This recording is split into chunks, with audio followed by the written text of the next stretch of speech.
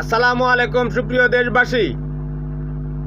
144 ধারার মধ্যেও পার্বত্য চট্টগ্রামে পাহাড়ি আর বাঙালিদের মধ্যে সংঘর্ষ চলছে। পাহাড়িরা অস্ত্র শস্ত্র নিয়ে তারা গুলিগালা করছে।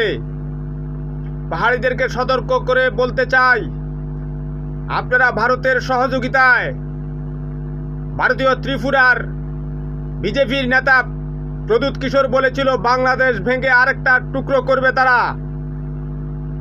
সেই কামনা ভাষণা বাদ দেন। আপনারা আমাদের সেনাবাহিনীর উপর কোনো হামলা করবেন না। আমাদের এই সেনাবাহিনী 71 সালে উই রিভোল্ট বলে আমাদের এই দেশ স্বাধীন করেছিল।